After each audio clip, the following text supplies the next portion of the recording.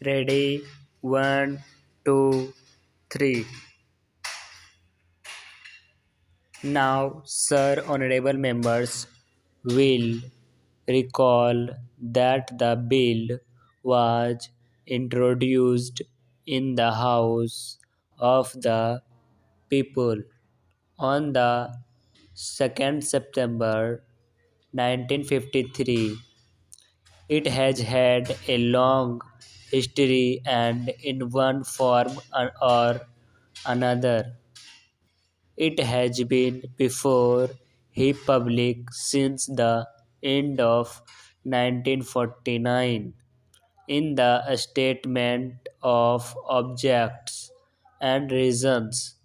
The various stages through which the bill has passed since 1946 have been summarized, and I need not recapitulate on this occasion the circumstances in which the then government of India took the decision in early since 1946 to initiate an inquiry into the reform of our company law.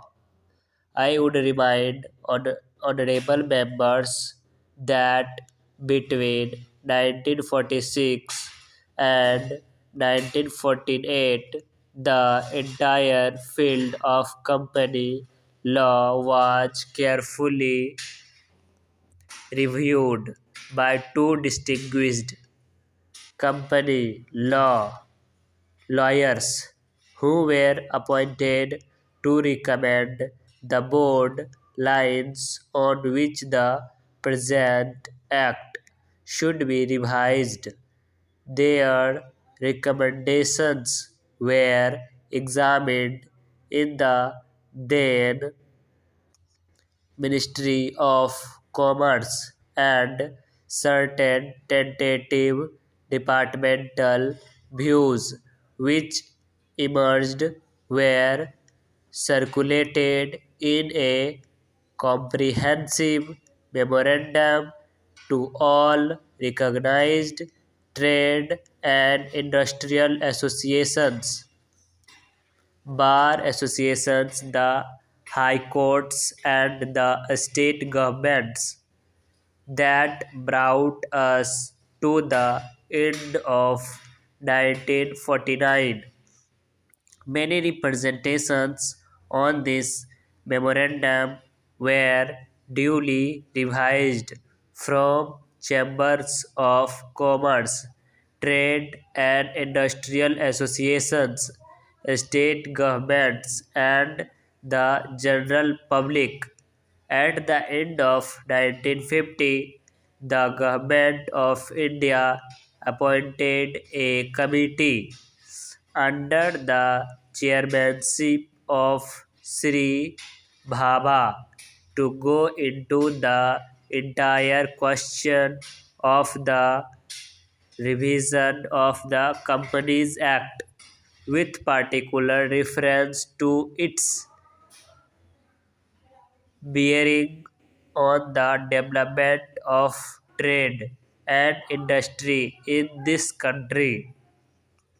This committee examined a large number of witnesses in many parts of the country and submitted its report in March 1952. This report again was circulated to all state governments, chambers of commerce, trade associations, high courts, and many other bodies. At the same time, a special officer was appointed in the Department of Economic Affairs, Ministry of Finance, to examine the report in the light of the views received from the interest public and to submit proposals to governments for the revision of the present act. The bill now before the House is based largely on the recommendations of the Company Law Committee, modified in a law particulars.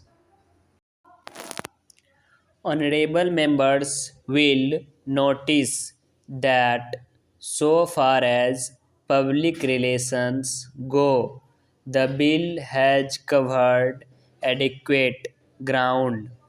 In a measure like the Companies Bill, however, which covers the entire field of the operation of joint stock companies, the limits of consultation and discussion can never be exhausted, and I would like to inform honorable members that although the bill was introduced in Parliament over 7 months ago, our officers have been engaged throughout this period in further studies and informal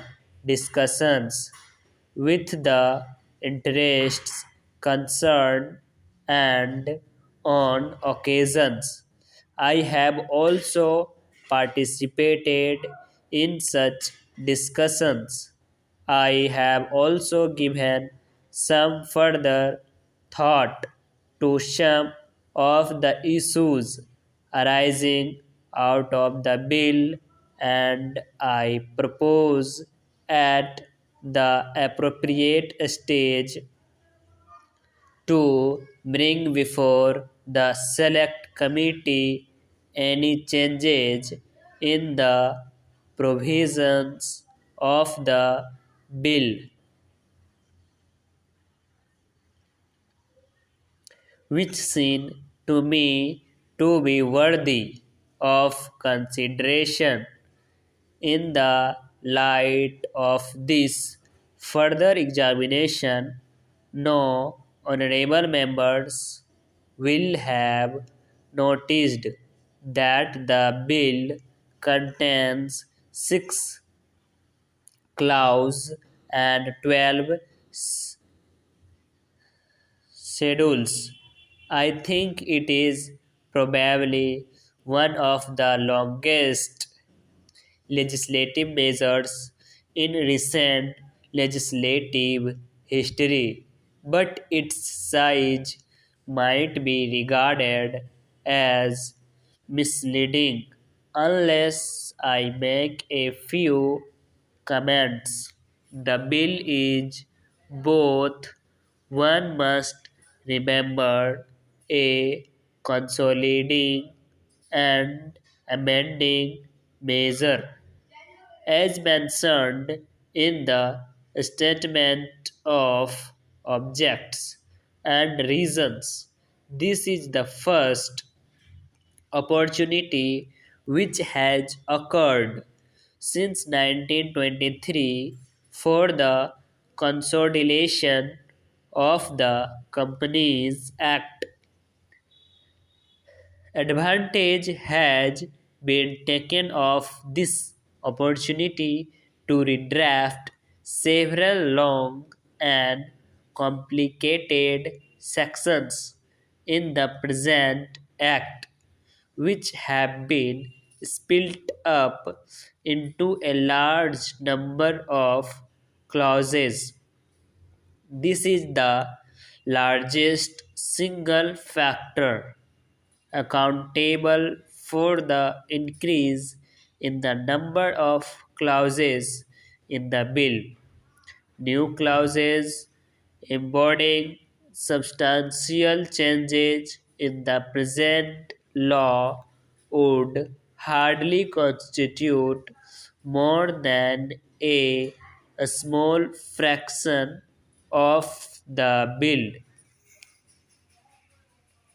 I would also draw attention to the structural changes in the bill to which a reference has been made in the statement of objects and reasons.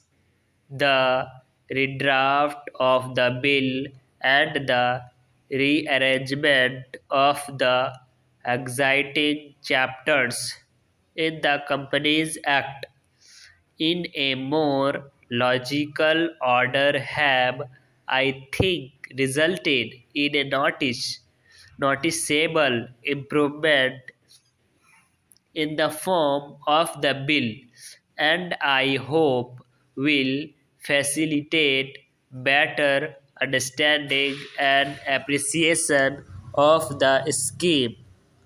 I wish that the act, which came into effect long ago, was implemented properly.